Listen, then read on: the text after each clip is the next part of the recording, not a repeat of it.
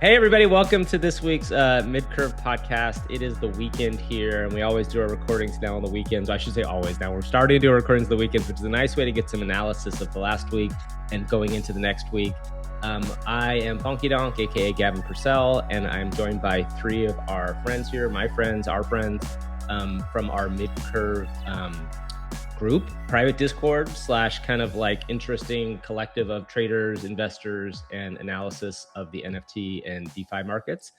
Before we get started, I'm going to let everybody introduce themselves very quickly, just so that people kind of get a sense of who everybody is. Like I said, my name is Gavin. I come from the media space mostly, but I've also been in this world for a couple years, focusing mostly on NFTs.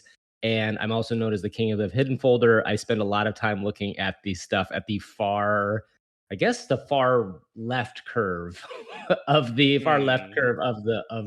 charts. So, Salty, what about you? You want to introduce yourself real fast?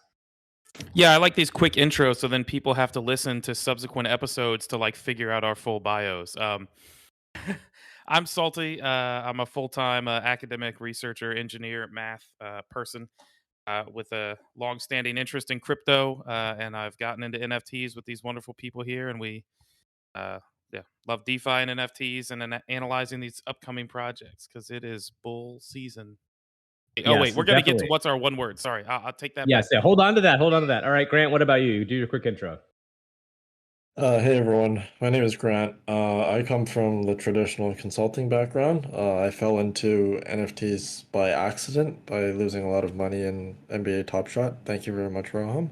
And now I'm kind of just like a turned degen / wearer of many hats in NFTs and crypto.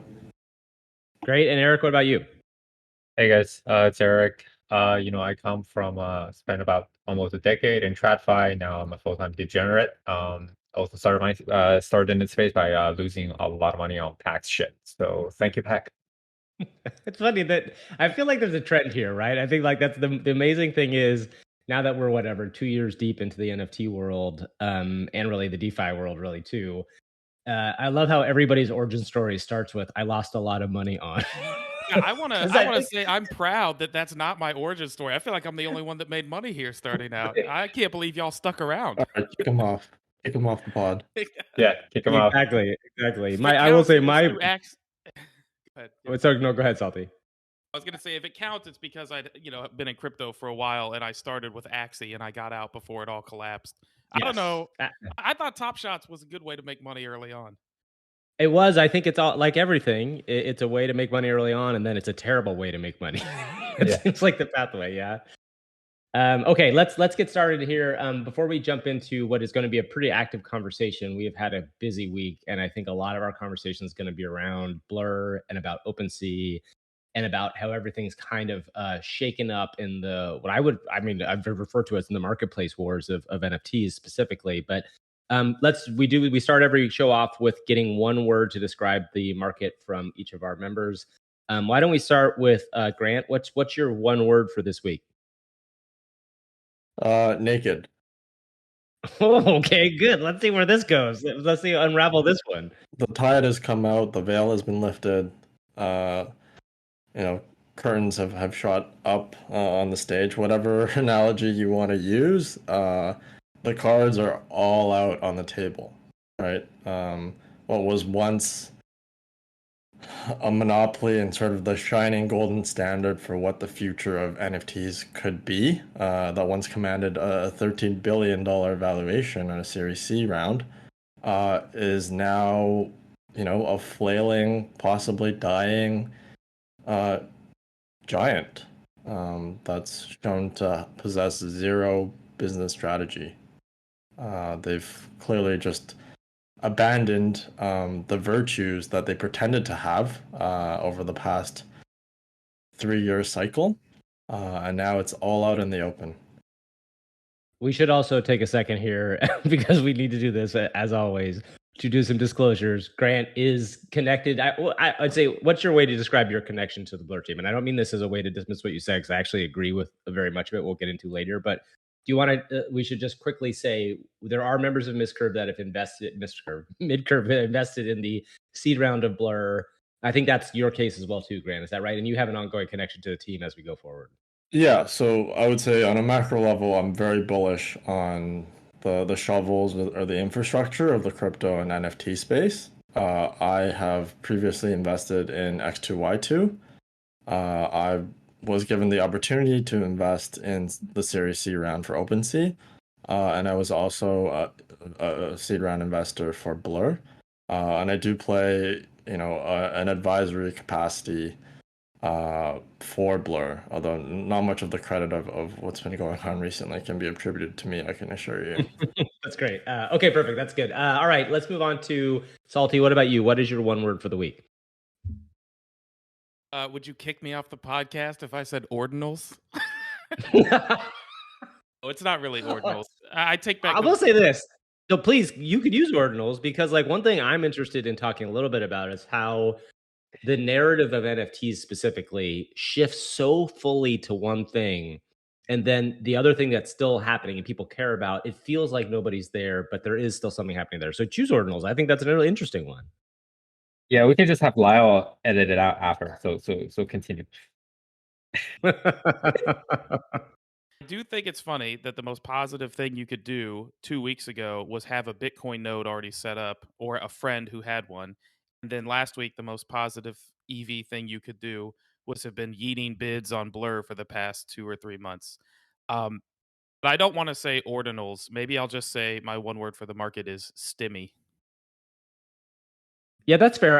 By the way, I do think it's interesting to think about something when we talk about both ordinals and Blur. And I think this is something that obviously in the financial markets has been happening for decades, if not, literally centuries. But it goes back again to talk about information and about how information can equal EV plus, right? Like this idea, and I do want to think about talking about this in more depth later, but Ordinals was a perfect example of it. And Grant, I will say, was very early on this and tried to convince us to kind of jump onto it. And it even goes back to the Canto stuff. It's like, how quickly can you be on these things? How quickly can you put a flag down before the rest of people rush into it? And then, honestly, in a hard way, and I think this is the thing that's kind of, from a trader perspective is smart, but then also from a personal perspective is how quickly can you get out before the thing collapses, right? Which is it. This is why we're in this very weird Wild West world where like things will come and go. And this again, not that ordinals are gone, and they probably have a good life left as to what they are, but the original movement is so fast now that you kind of have to get in and out of them, right? It's crazy. Okay, let's move on to Eric. Eric, what is your one word for the week? Collateral. Oh, okay, Um, all right. Let's hear what that's all I about. I think we had the big Blur stimulus. We had the OpenSea announcement, and I think overnight a lot of projects are waking up to the fact that their main method of revenue generation just went down by probably took a 95% haircut. And it's just all obviously all you know the collateral damage in the marketplace wars, but I think this also begins the genesis of a much bigger conversation of how projects and creators need to monetize in this space going forward. And I think, my view is that I think royalties were a way to enforce agency and ownership of your work. But they had built a lot of complacency within this space. And I think going forward, really, project teams, creators, artists, all kind of need to think beyond the framework if they're going to have durable success within the business, and a lot of them are going to have to learn to how to take notes from businesses within Web 2 that have done this for a long time and made similar transitions.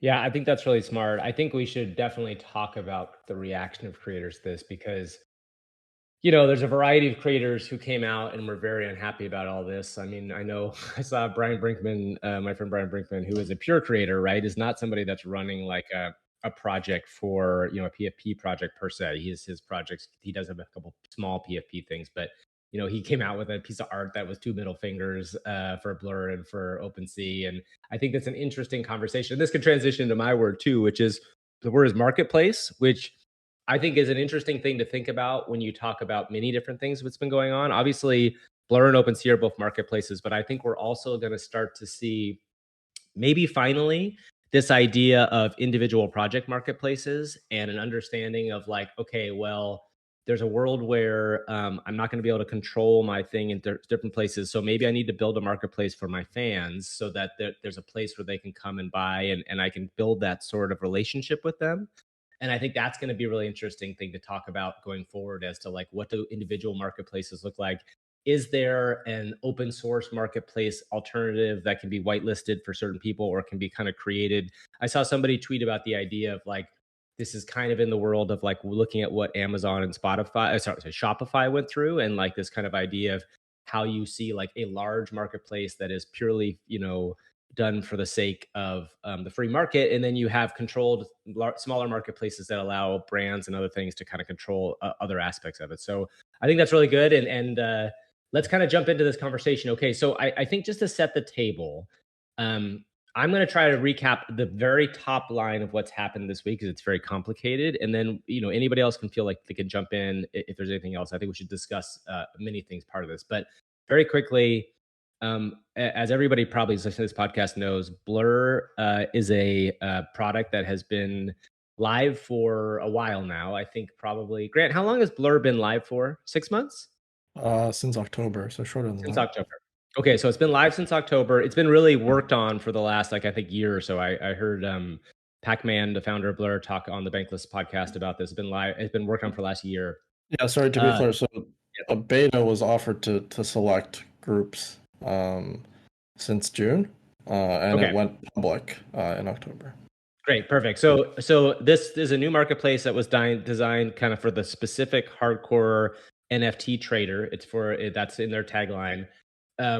They have built an entire roadmap that is kind of like slowly kind of rolled out, but the big rollout obviously was its token drop, which happened last week, and was a pretty significant success when you look at a liquidity event in the NFT space, considering we haven't had one of these for a while. It launched around, I think, 50 cents. A lot of NFT traders got quite a bit of token distribution, and creators got token distribution. So there was a lot of distribution going out to multiple places. I think 12% of the token was pushed out to the public in this way. It opened at 50 cents. Right now, it's been moving up and down, but it's been kind of consistently creeping up. I think it's close to an all-time high of about like 115 right now, 117, somewhere around there. And it's been a very disruptive moment for the space because obviously, as Grant alluded to earlier, OpenSea had a large monopoly on the trading volume and the trading space in the NFT world for a long time. What it seems like to me, and it's funny, just to set this up, is I tweeted this yesterday.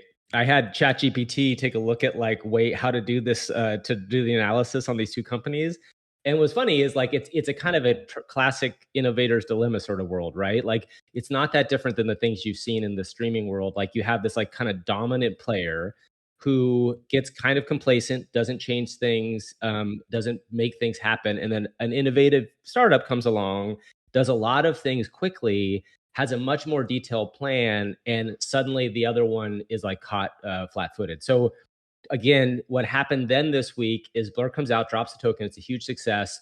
There are lots of calls for people to have OpenSea drop a token, which we can get into why that's going to be very hard for them. But that's their response really becomes, OpenSea's response becomes, they then capitulate on the two things. One, they drop their fee temporarily, which was always the argument between Blur and OpenSea, that OpenSea would take a 2.5% platform fee. They are dropping that temporarily, and they are capitulating on the royalties conversation, so that basically, and I want somebody to take this because I don't even yet fully understand this, and I think this is one of the most complicated things. As far as I know, they're capitulating on the royalties, and now neither marketplace is fully enforcing royalties. Is that right? Who can best explain the royalties situation and then explain like I'm five sort of thing? Who can take that? I don't. Answer is no one. I don't think you're that far off, but Okay. what it in fact means that for the majority of collections, the minimum royalty enforced will be 0.5%. Right. Okay. So there's a minimum royalty now across both platforms of 0.5%, but obviously that's significantly lower than minimum royalties were for other projects going forward, correct? Well, I think it's just significantly lower across the board, whether in Yes. your Yeah. old project or a new project. It's gonna be, that's kind of the going rate in the marketplace now. Right. Okay. And I think OpenSea said that they were temporarily rolling back fees. Is not temporary. Once you roll them back, you're staying there. So we are now at zero. Okay, so yeah, so let's dig into that because one thing, let's start with that aspect of it because I think this is OpenSea. Let's call it waking up, right, to the reality of of what's happening here.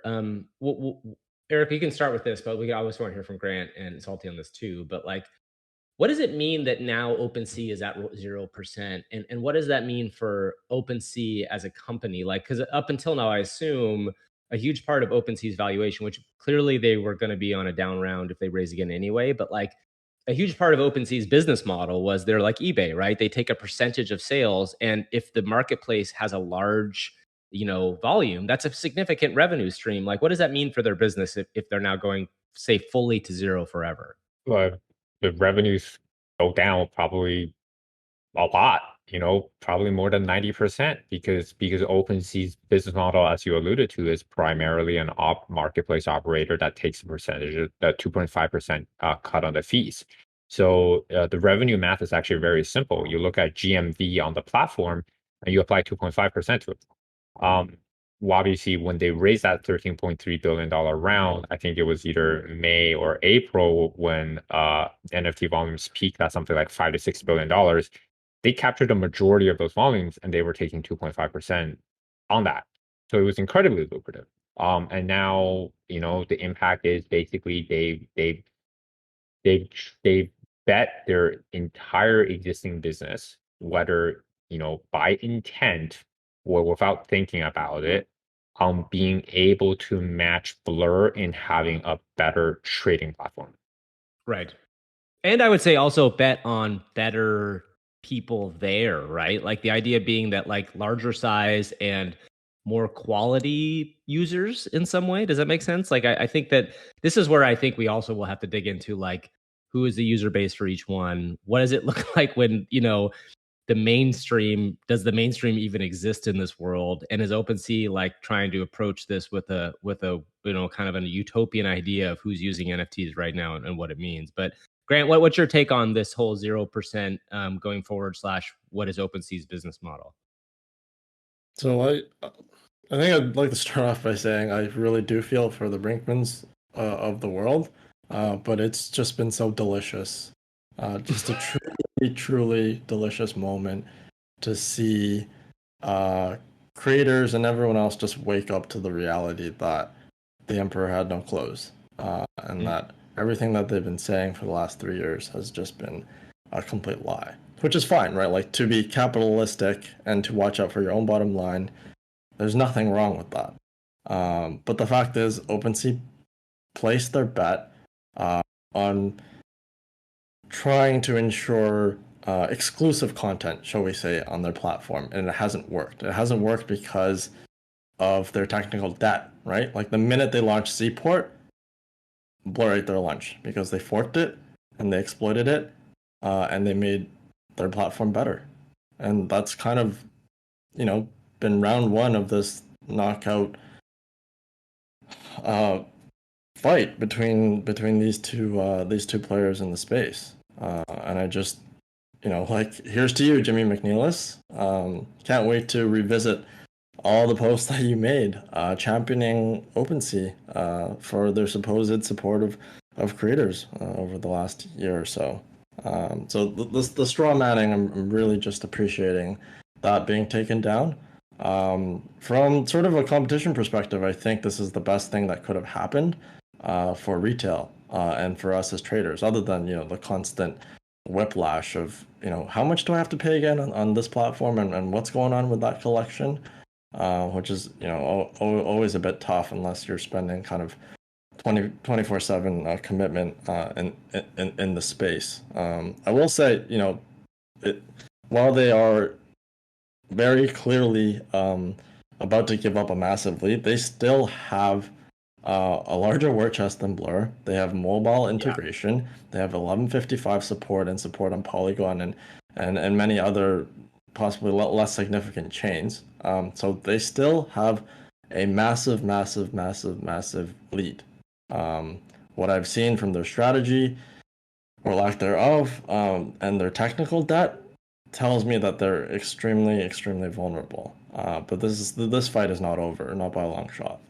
Yeah, I have a question about that because something I don't really understand. So, obviously, we talked about the 2.5% was an income that they've been generating over the last 2 years. Do you all think there is in OpenSea's bank account like a giant amount of money that they have not spent on development? I mean, I think that we all have seen over the last 3 months them now trying to actively add features that we were all begging for 6 months ago, a year ago, in part trying to catch up to what Blur's product is. But do they have a war chest of money to drop on into Yeah, this war? absolutely. Yeah, They had last year that raise happened at $300 million, right? And right, let's not count like the secondary volume. Let's assume all of that was sort of, a primary with now the founding team having sold shares into it. It's $300 million, and they probably from just the 2.5% fee alone clocked in several $100 million more in top line. So yeah, yeah, Grant is 100% right. They still have a huge war chest in terms of the amount of the resources that they can deploy to fix this. They are uncontested, effectively on Polygon, and their competition on Arbitrum is now is Trove, and now they're the zero fee marketplace on Arbitrum, right? right. So I kind of want to just roll it back and just say like how this is actually a real sea change, and the implications here are massive. It's not just Blur that's going to be impacted by this. Like if you operate a royalty enforcing marketplace across any chain that OpenSea now supports, OpenSea is basically the equivalent of Blur now on those chains. Right. And I think for project teams on Polygon, for project teams on Arb, like that's something that they probably were not expecting, right? Right. And so at the end of the day, I think like let's dig into your question about the type of users, what OpenSea's advantage is. If I kind of think about ETH, right? Since Blur launched, they've been very, very successful in siphoning off volume. Very, very clear that they clean OpenSea's clock when it comes to siphoning off the high volume traders. Right. Which was, by the way, the design of the platform. So there's, Grant's gonna make fun of you. There's your product market fit. Um, Yep. where OpenSea, I think, continue to really maintain their edge is they still own the majority of the users that were interacting with NFTs. And so if you look on any given day with unique users, OpenSea up until recently was still easily 70 to 80% of the market. And so what that told you is, with retail level users that maybe were interacting on mobile, OpenSea was still in most cases the preferred platform. Um, Right. Obviously, there are other advantages. They had a deep degree. So Grant talked about technical debt. I'm going to talk about sort of the long-term asset that they had, in the relationships and the trust they had cultivated with those in the creator space, right? Tyler Hop, if there was no OpenSea, there probably would not be Art Blocks. There probably would not be Tyler Hops. There probably would not be Dmitry Cherniak, right? And so I think that the strength of those relationships should not have been understated. And so this is where this decision honestly is a little confusing to me because one, it wasn't really clear that their core audience, and in core audience, I say the lower volume retail traders and collectors really minded the marketplace fee that much. Because all things suggested, even though Blur's marketplace fee was zero, that those users were very, very sticky. Um, I will caveat that the only change that we saw was in the recent days post the airdrop, but my suspicion was that was very much kind of a FOMO inducing moment where if you haven't used Blur before, you probably saw people on CT clock, 4 to 6 figure airdrops, and you're like, well, I want a piece of Maybe I'll that. switch. Yeah. Maybe I'll switch. So maybe so maybe that was an inflection point. But before that, those users are very, very sticky. So Yeah. it's not even clear to me that they like that core audience wanted like a zero fee, zero royalty marketplace.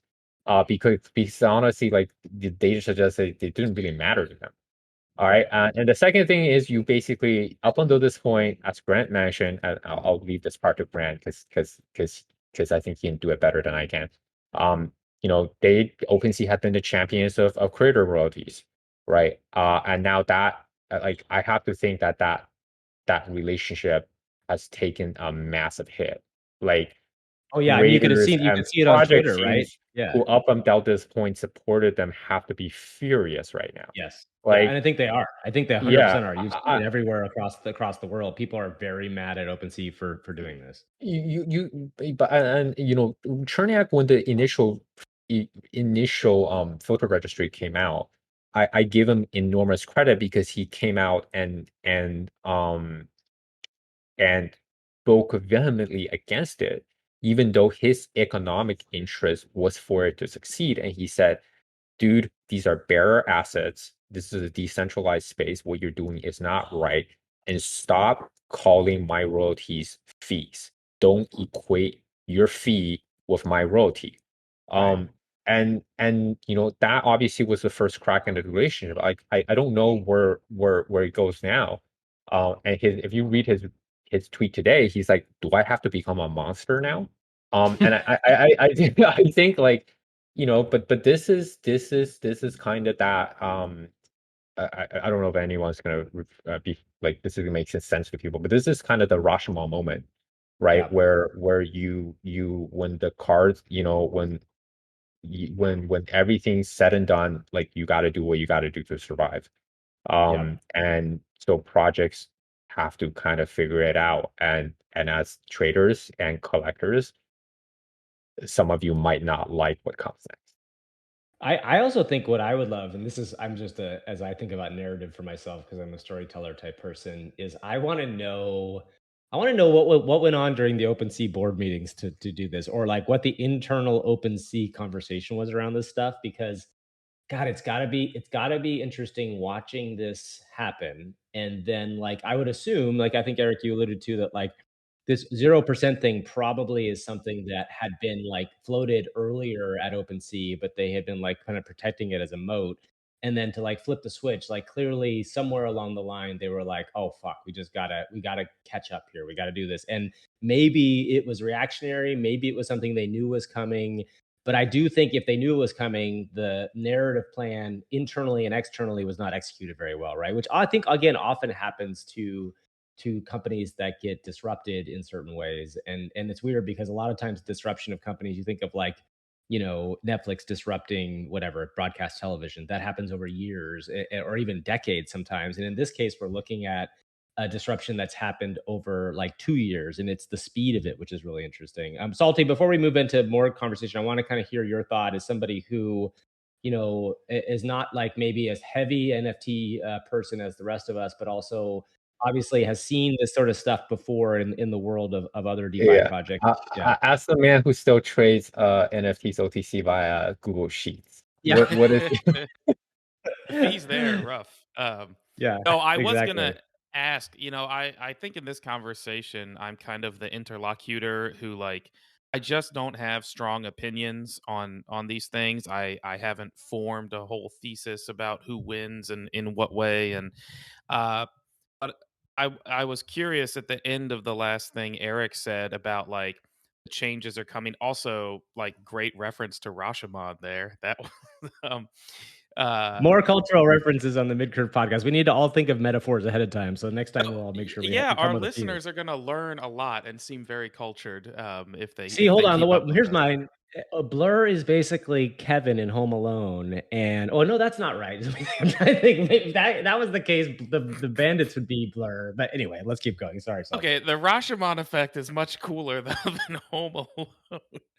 Hey, Okay. I just have a different cultural background than Eric. My world is 80s and 90s terrible comedies, so we'll see if we can fit that in somehow.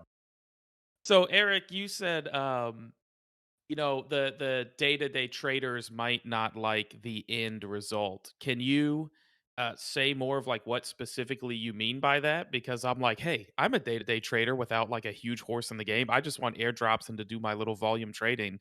Where do you see this going that makes more normie traders unhappy? I think what projects are gonna do, and you know, and you're gonna take a page out of the Web2 brands, and I think the luxury brands are a very, very good analog for this because they assiduously analyze, understand who their buyers and who are the buyers in their space, and they are able to determine who is a collector and who is basically a speculator. And they treat the two categories very, very differently. And I think for a lot of NFT projects, you are going to start to get that bifurcation in treatment, where if you have traded in their NFT without paying a royalty, they will blacklist you from removing airdrop. They can technically be more draconian than that if depending on what the contract looks like by just blacklisting transfers. It kind of like what the Saudis did with the bot minter, but the I don't know if they're actually going to go that far, but I do definitely think that in terms of future economic incentives that they give to their community and the holder base, they're gonna look out and they're gonna suss out who is actually a collector here and who is just trading my shit to make quite trying to make a buck from 15 cents. Like it's just I think that that part of it is inevitable. It's not necessarily a bad thing, but it does kind of enforce the idea that look as a if you are going to be a trader and a speculator, there are going to be trade-offs, and in the long run that might all be fine. I think I do actually think that it's important for projects to actually do this because just if you're just passively earning like whatever your take is, so okay, let's take a step back, right? They projects say they want collectors, but I actually think that is fundamentally incorrect because if you have a royalty that you enforce on every transaction, what you want is volume. And Yeah. collectors generate far less volume than speculators and traders and market makers. Yeah, that's why I And didn't understand what you were saying yeah, about them wanting to blacklist people. So yeah. yeah. And so but this is an economics lesson for them. Is that the speculator and the market maker and the flippers are a very, very important part of your ecosystem. And so yes, you can say I only want collectors, but that means very, very different things for your volume. And it has very, very different implications for what your revenues look like. And a lot of your volume today is going to come from the hands of those heavy volume traders and speculators. So understand who is what before you make any decisions. And this is and other smart people I think on Twitter have kind of pointed this out. Like, dude, like you guys are going after flippers, but it's the flippers that have made you most of your money because they're the ones that are generating the tens of thousands of ETH in volume. The collectors just buy and hold this shit and they don't do anything with it. And so even when the value goes up, you're not benefiting from that based on revenue. And then this come, till now we've come full circle, which is like royalties are probably like not a good sustainable way long term for creators, artists, or businesses to keep operating in the future. And they have to figure out other avenues to do this. Um, so now instead of being purely a creator, I think anyone that's at the helm of a project has to wear the hat of a market maker, has to wear the hat of a brand ambassador, has to wear the hat of an analyst, because now you have to do all of these things. And that's part of kind of I think what the maturing space that the NFT community needs. And those that can will evolve and succeed, and those that can't will get filtered out. And that is how capitalism works. Yeah, I was gonna say I think what one of the interesting tweets threads I saw yesterday was from Luca Netz, the guy that took over Pudgy Penguins. And disclosure, I have a couple of Pudgies myself. But his Twitter thread was basically, look, this is, in his mind, this was a really big bad thing for the NFT business, that we're shutting down a royalty stream, but that they've been working under the auspices that this is coming. So they've been trying to develop additional revenue streams and build a business in a way.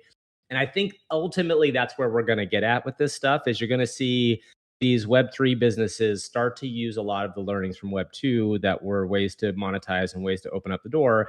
I think the other thing that we should probably talk a little bit about, or maybe not even, but because we've been talking about this for the entire time we've been doing this podcast, is the bifurcation of the art market, which is the collector and the high art market, with the trader slash larger PFP slash 5,000 to 10,000 size collection market. Because there is a world where they're like in the art world, like a Christie's or any sort of significant like brand could develop around high-end art traders. But mostly you think about art market, like those don't trade in the same size of market as these larger projects are.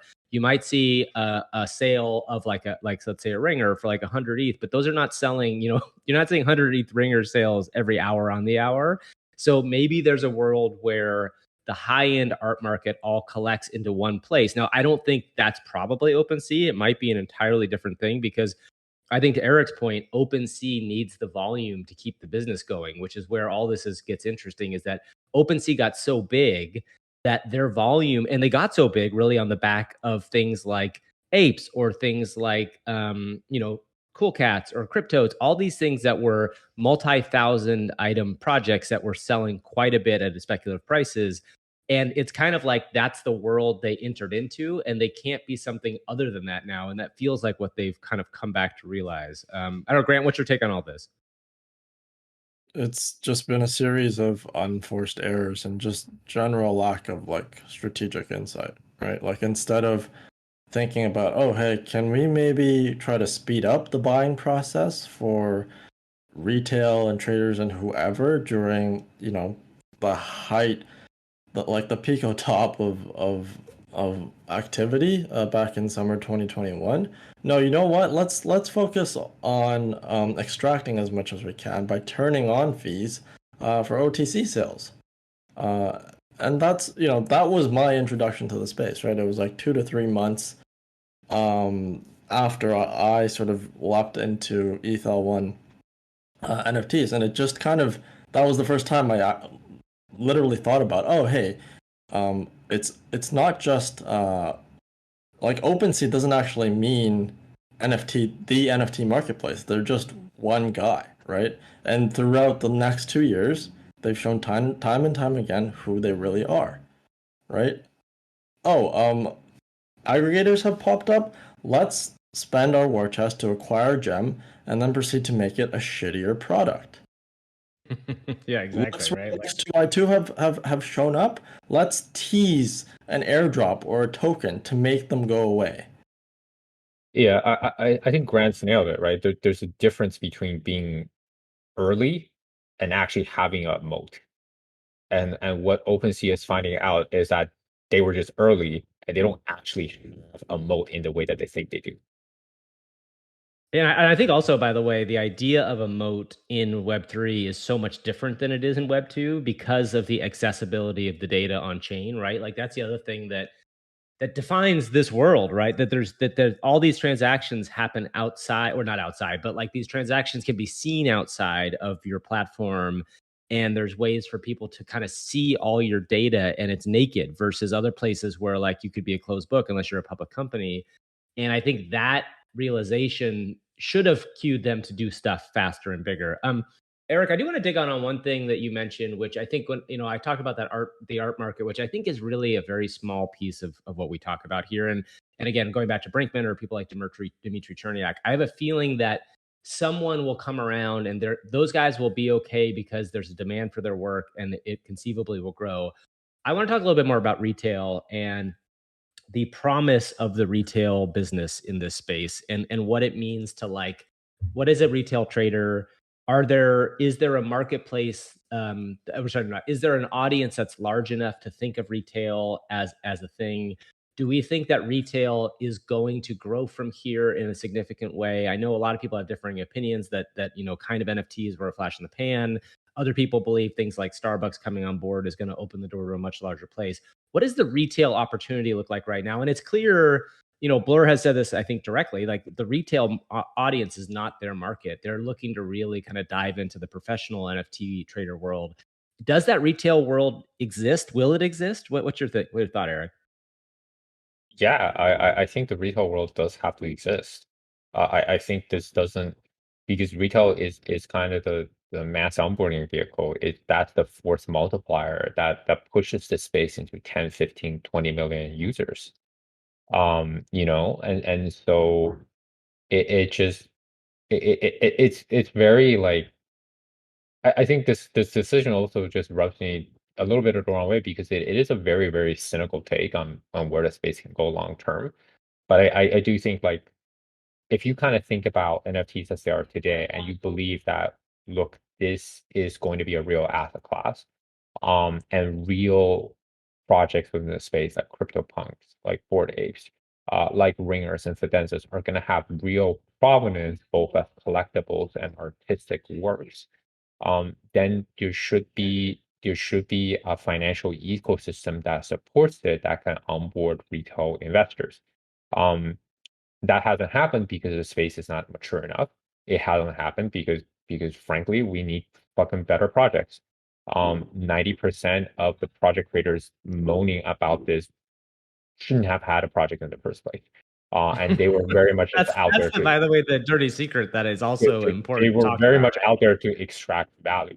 And now they true. are finding out that there is no honor among thieves. So it is what it is. So that I think we need better rails, we need better product, and retail will be here, right? And so the same way that if you think about Rolexes and nice cars as Oh potential God. luxury statement Please no, goods, no, don't use a Rolex. Rolex, there's too much Rolex conversation already in this space. But let's yeah, pick luxury but car is fine. Pick the a bet. luxury goods, right? And then these are but then NFT should also be luxury Yes, halo goods, and there should be yes. rails for people to acquire them. And you should be able to think about them as actual assets. And so yeah, like I do believe that retail traders are going to be there. I actually think like if for a marketplace that presumes to cater to creators and just everyone, that is the fattest opportunity stack, because retail traders also tend to be less fee agnostic. Like that is the they're not here today, but that's what you build towards to really, really reinforce your moat. um, and so this is like kind of baffling to me because they weren't really losing that fight. Um, but and it's unclear to me that this puts them in a better position. So I don't know when you trade your revenues, you're trading it for something. I don't know where you're getting back in return here. I guess that's what I'm struggling with. I And guess the so only maybe thing I maybe could someone smarter see, can explain it to me. yeah, I mean, I guess Saying there's an they're, argument for scale. Oh, sorry, go ahead, Grant. Feel free to jump in they're here. placing their bets that Gem V2 will become a better aggregator than Blur. And ultimately, they're betting that habits won't change, right? Because how does Joe Schmo, who looks to enter the next wave of the cycle, find out about how to buy NFTs? They go to an artist's Instagram or a project's website, and they go, "Oh, I missed the primary sale. How do I get in? Oh, look, there's the OpenSea logo on the bottom of the page." So it's about habits, right? And once you've broken that connection with creators, we'll see, because we're like 21 hours removed from their announcement. But if those habits get broken, then you're no longer the default provider of choice, right? And the last thing I'll say on this topic is, if you're a builder, this is awesome for you, right? Because there's going to be 20, 30 bespoke marketplaces that need to be built. And if you're like a data scientist or a dev, like Dimitri's not going to have the time and others like him to go through the chain and look at, who's actually respecting my work and paying me royalties. Like, who do I need to reward, right? Like, all of that is to them busy work, but it's actually critical for them to get paid moving forward.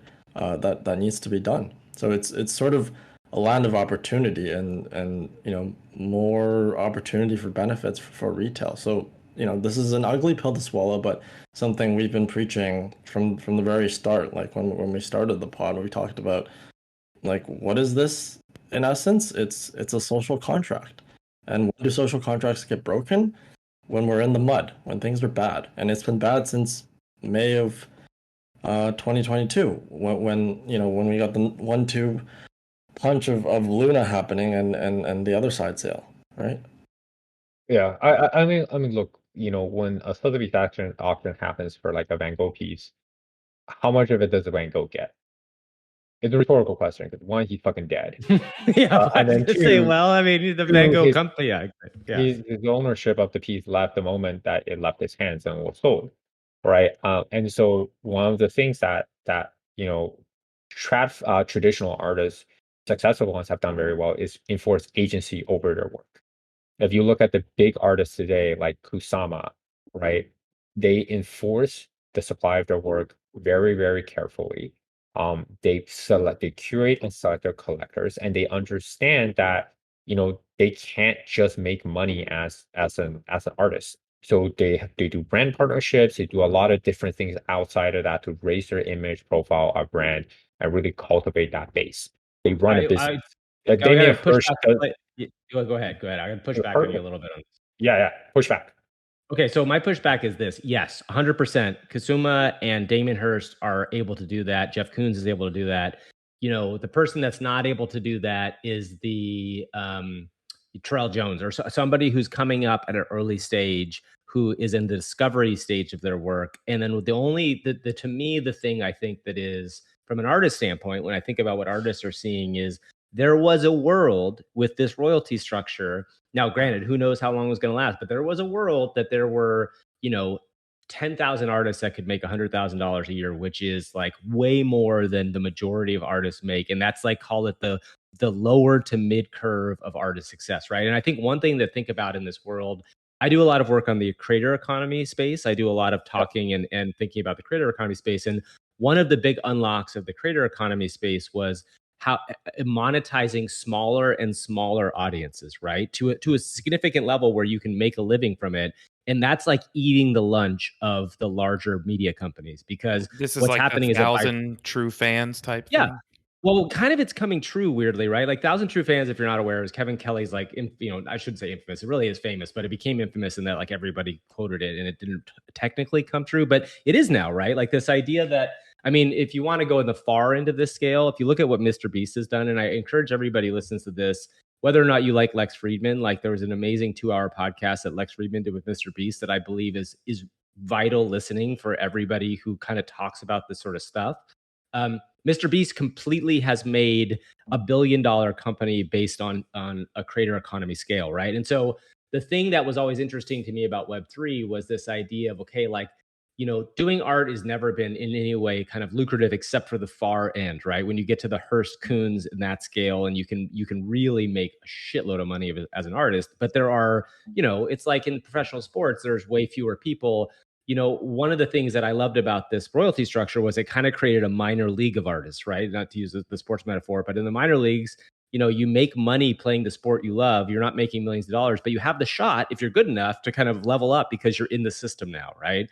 So I think that's the thing that a lot of artists are feeling. And I think Brinkman is a good example. Like, I've used Brinkman and I know Brinkman because he would work with me when I was at the talent show. Brinkman was somebody who was doing a lot of digital art prior to Web3, very smartly, very good, very funny in the art space, and then like kind of hit. And he was there early enough in the Web3 space to kind of become a name, right? So he got associated with Art Blocks. He did a pretty early Art Blocks drop and has made a real living off of this. And I can feel his anxiety and tension around the idea that this was an ongoing revenue stream for him in the future, and now is definitely not that. And I think that's where we have to kind of come to clear that as much as this and I am a huge believer in innovation. I'm a huge believer that innovation drives everything. There's a world where we told a group of people that, hey, there's a way that you can make a really interesting living going forward, and even if you're not going to make millions of dollars, you could make $50,000 to $100,000, and that's like enough to put food on the table for these people. It may be a very noisy minority versus what the larger audience is, but I think it's an important thing to think about too. Does that make sense to you, Eric? No, I think, look, I think that's 100% a really fair point, right? Because um, when you take away creator royalties, you remove easy mode. I don't want to say easy mode, but you remove like sort of the path of least resistance for a creator to make a living in this space. Um, but this is, I think the benefit of being a Web3 artist is you do have contracts. I do think there are collectives and communities that will emerge from this to really create spaces for those smaller to mid-tier artists to make money and kind of benefit from being part of a bigger group that has leverage, right? I think Braindrops is a good example of that, where it's really much more of a collective. And people within the collective blew up after the fact. But it was always very much like when you kind of think about the work, it was originally associated with that protocol. And I think maybe that is one of the models. But I also like I was thinking like yeah, like I also think that a lot of artists definitely have to adjust their strategy. I think, um, you know, unfortunately, this idea that you can put out work and basically have the aftermarket volumes carry you to a very, very large revenue stream. I just, at least for currently, that's probably not going to be the case.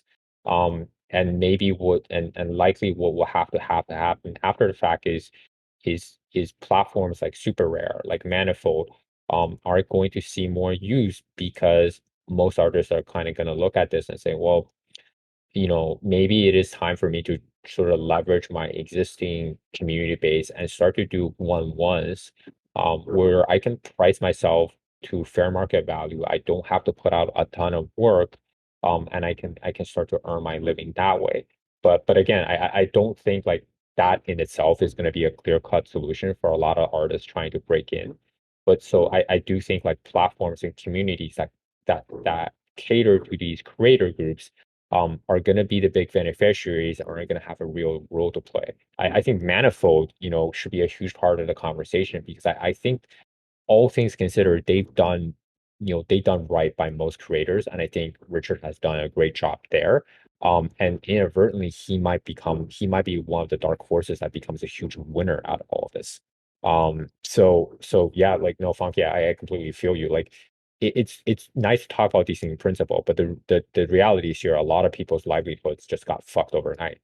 And so it's Yes. going to take a little time to unwind and figure out. And I completely understand why Brinkman is anxious. Because he is someone who has been a great actor to the space. He has been a great ambassador for art. He is not a value extractor like so many of the other projects and creators that we see.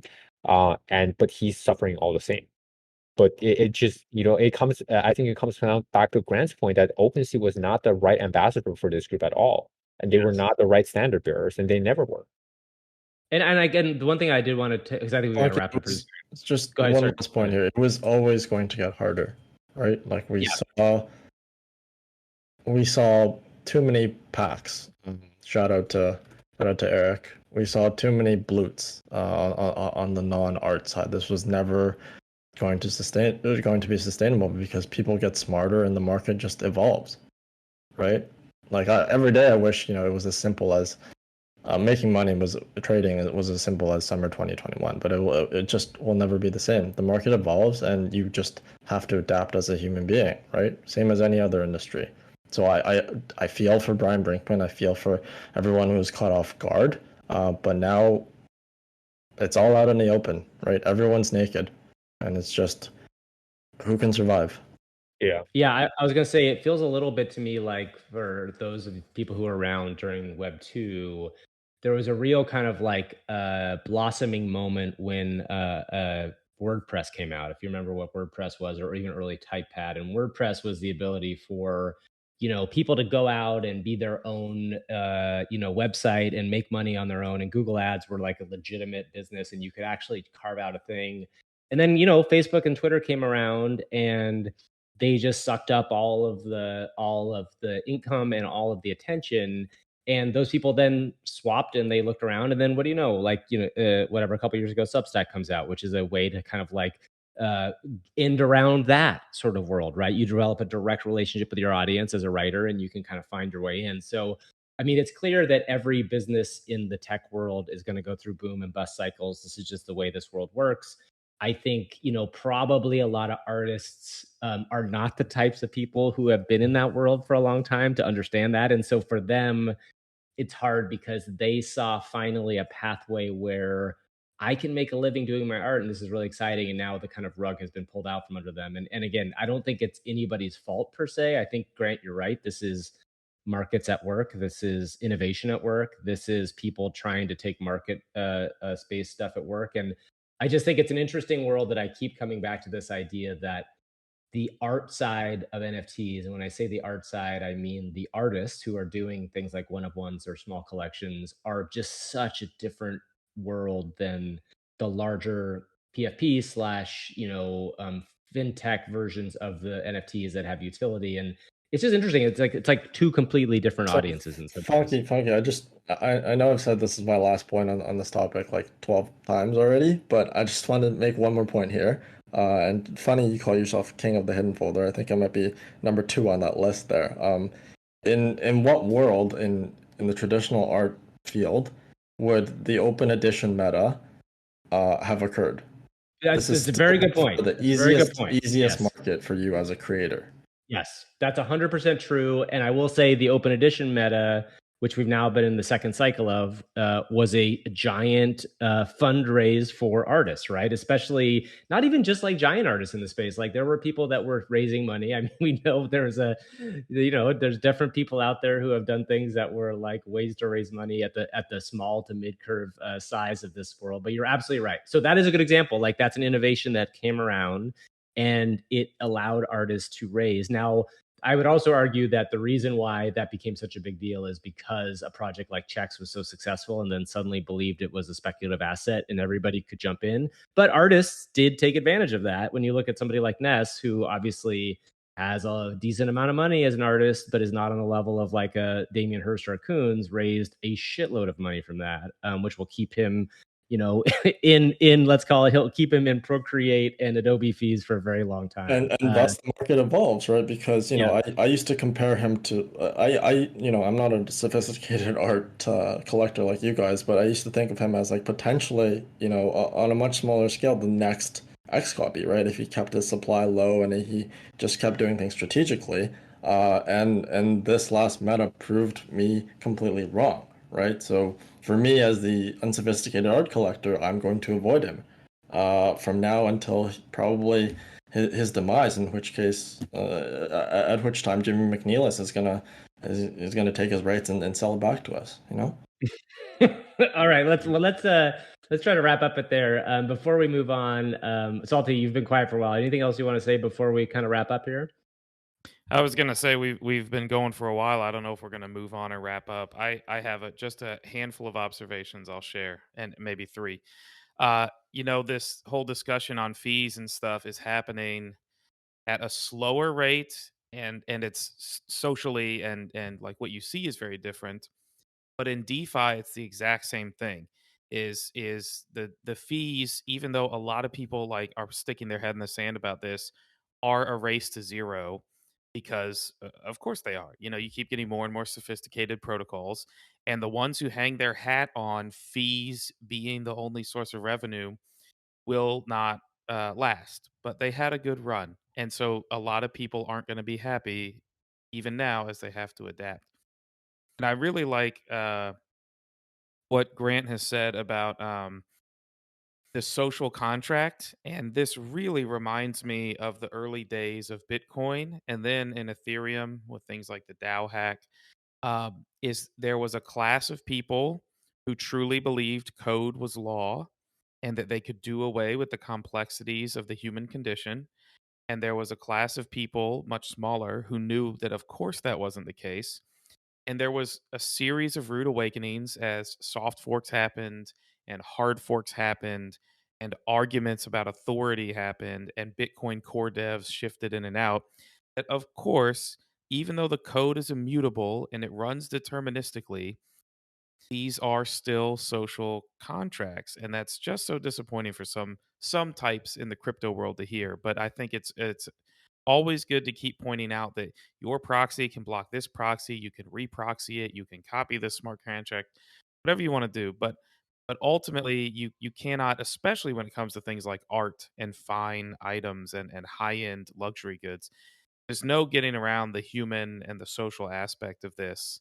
And this allows us to project and like manipulate the social aspect in different ways, but it doesn't remove it just because there's bits and bytes involved instead of ink on paper. Those are my observations. I think those are really smart observations, and one of the Very things well I said. think, yeah, I think hearing historical reference back to things we've seen through in the NFT or DeFi space is really good information. I mean, it's like almost word beat for beat watching this happen in NFTs and what happened in Ethereum and Bitcoin, a decade ago. Yeah, it's interesting. It's all cyclical. We all live through the same cycles again and again, right? Okay, but let's wrap up. And when we wrap up, we always want to kind of check in and see what everybody's looking forward to this week. Eric, what are you looking forward to this week and kind of hearing more about? I think this week, I got my eyes, I guess ears open, whether or not something hard happens to Arbitrum. If that airdrop has been teased forever, and it's just, I think in light of the other L2 airdrops, in light of Aptos, now in light of Blur, the drumbeat has gotten louder. And so it'll be really, really interesting to see what ultimately comes out of that. Right. And this is we are very, very much in ARP season right now, not just from the overwhelming success of GMX, but from I think a lot of our like early stage community funded art projects like our protocols like Grail are just really, really hitting like this renaissance stretch right now. So that for me is really, really exciting, and I think like when I kind of look at what's happening in NFTs, that sort of adaptation, that sort of evolution is what I really want to see from this space, and I think it's important because definitely from the art side, like works of historical importance are being created right now, and I think really, really amazing artists are making a name for themselves right now. I'm not going to show anyone, but as part of like this airdrop and this run, like one of the things I've done is start to allocate more to those artists that I like, because yeah, I think it matters, and I think it's important to support them. And I'll pay royalties on those sales. I don't care. But to Salty's extent, that is my choice. That is a social contract. And but and so having the royalty function itself is only like a very, very limited proxy for all this. Yeah, that reminds me. I've been reading or rereading. So I used to read. There's a really great book out called "Predictably Irrational" by Dan Ariely that came out I think 15, 20 years ago, maybe a little less, 10 years ago. But it does a really good job of leaning into what's interesting about marketplaces and how markets work. And one of the things it talks about is social contracts and about the difference between whether if you value something at free or you have somebody pay for it. And I think that there's probably going to be a lot of lessons learned in that space. The other thing I did want to say quickly about that, Eric, is the thing that I'm kind of shocked about in the ARB space is how well Magic is doing. And it might just be the blossoming and blooming of the overall ARB space. But I think all of us expected Magic to, I mean, maybe not all of us. I know I did expect Magic not to come back that strongly from their unlock, but it's over $2 now, I think, right? Over $2. It's just hovering around there. But wow, look, is it really? yeah, isn't that crazy? Trove has real volume on it. Like they're building shit. Not Bridge World, but other stuff is being built. Bridge World is a sunk cost that Reeve's gonna have to live with. I think Bridge World is kind of my official waiting for Godot moment, and so that's just unharvested tax loss that oh my gosh, Eric, with all these moments, what was that moment? I know. We have Waiting for Godot. We have Rashomon. We gotta have to like up our references, Salty. Incredible. Okay, Grant, what about you? What are you looking forward to this week? Nothing immediate. I would say, while it's exhausting to keep up with, I'm looking forward to continued mudslinging from all sides of this uh, marketplace war that's going on. And to peel back the curtain maybe just a little bit, one piece of advice I gave to Pac-Man and the team yesterday was do not tweet, do not clap back, because you know what sets them apart from OpenSea, LooksRare, Gem, Genie, and unfortunately X2Y2. They build more than they tweet. Right. Yep.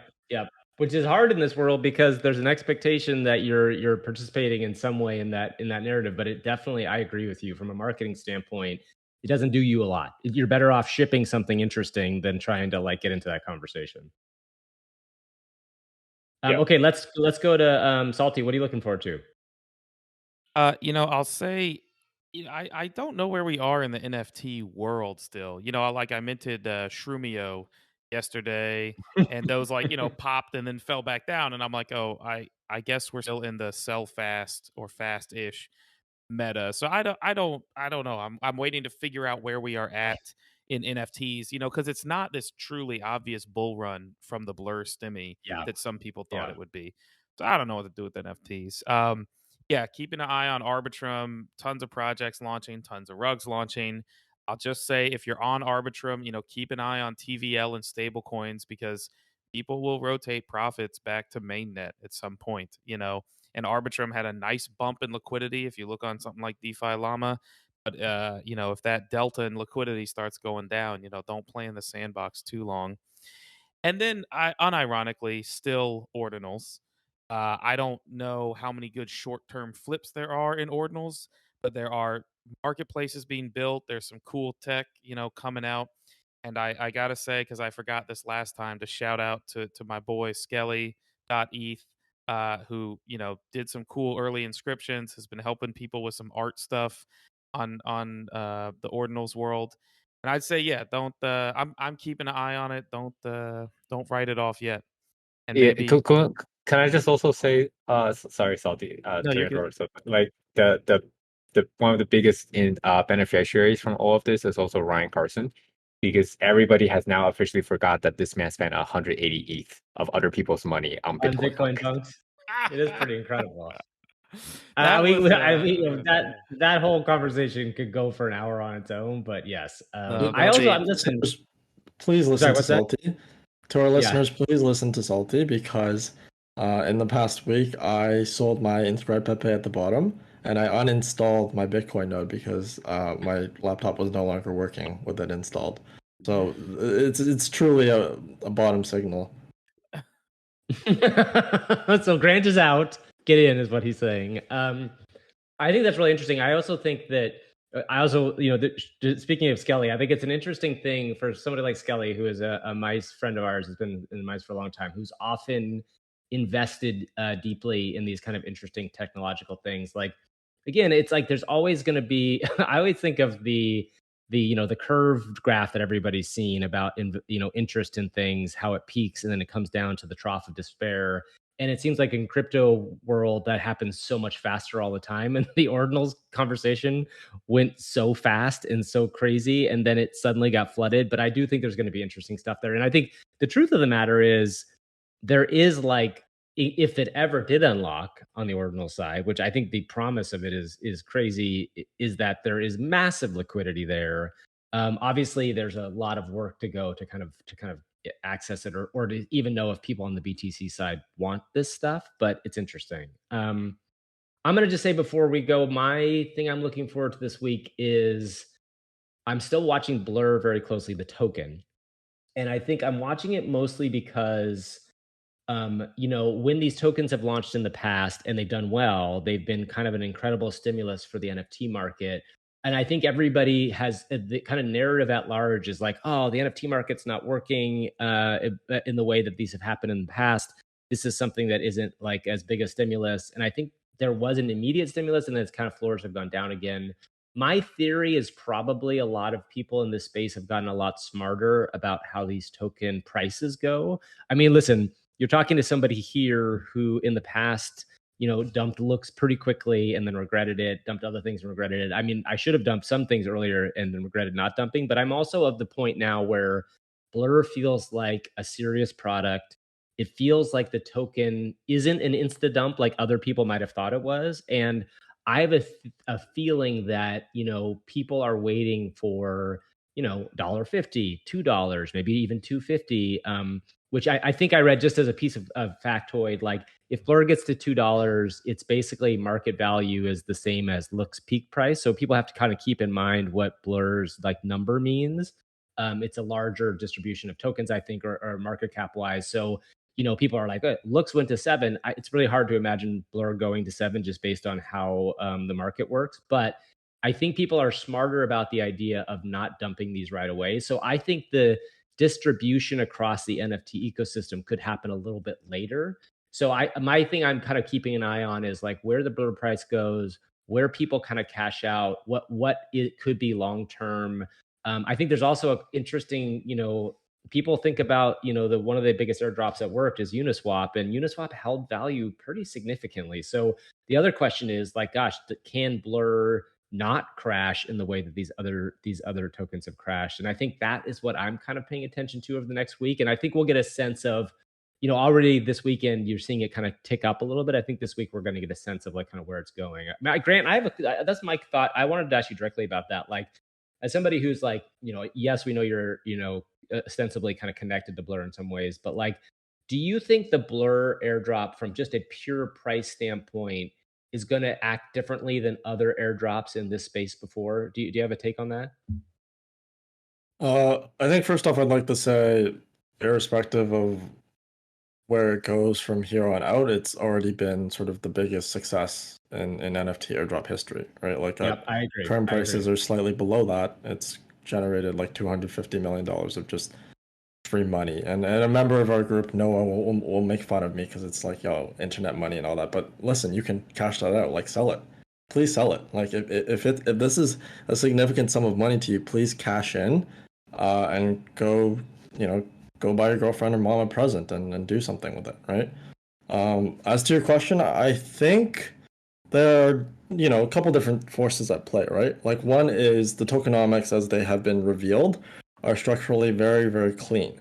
There's not going to be toxic emissions from triple digit APR staking or useless liquidity pools, right? There's no, please hold the blur token because you'll get more tokens. None of that is happening, right?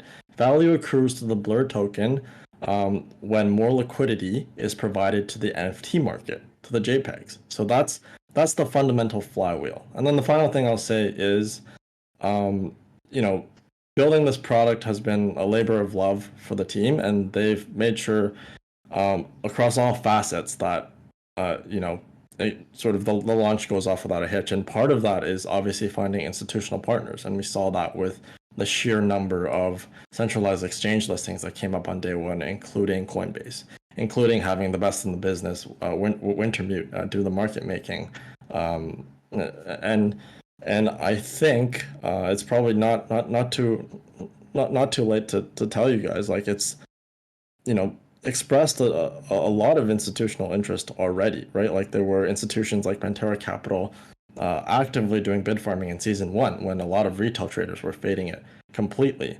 And right now, I mean, I guess we'll see if it catches on in the long term, but I think a budding narrative is that similar to ApeCoin, holding Blur is giving yourself broad exposure to the NFT ecosystem in the future. So if you're bullish on NFTs as a whole, over the long run, you're going to want some exposure to the coin. That's all I'll say. Like, I don't really care if the price goes up over the next 10 days or so. That makes perfect sense to me. And, go ahead, and also, I think the other thing I'll say is for those of you hoping for a OpenSea token drop, I'm not going to express a personal opinion on it, but I will say this: the likelihood of an OpenSea token drop goes higher the better Blur does as a token. Those things are now very much intertwined. Right. I think one thing we didn't get to get in here, which I would love to hear, and maybe we can dump into next time we do this, if it's interesting, is that I know, Eric, you had expressed at one point in a tweet, I think, that the idea that OpenSea could do a token is hard because of the way they were capitalized, but also that Arbitrum is doing a later token as well. And in part, it's because of the demand and the value. And I'm assuming you're saying in this case, if Blur goes up high enough, the value of OpenSea being able to kind of create a valuation higher enough to do a token makes sense. Is that right? Yeah. So I think really quick, like OpenSea dropping a token, I see um two issues. One is that they are based in New York. So from a regulatory standpoint, for a company that in the past has expressed a desire to go public, that is tricky. And then two, the last time OpenSea raised, it was at a $13.3 billion valuation. So I think like that legacy cap table, it just brings the question of how do you distribute this token to the community? If you give away too much of a meaningful amount, you're going to dilute existing investors who are going to take very heavy haircuts.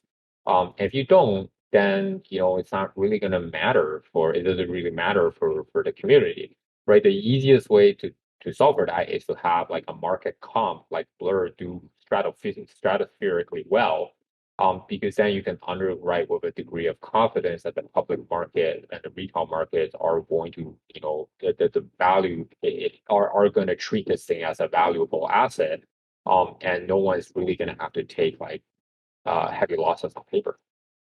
Yeah. Right? Okay, It's just like different point in time. Like when Uniswap did their airdrop, it was early days for the protocol. When Blur did for this the Blur token, it really was not long after their initial seed round.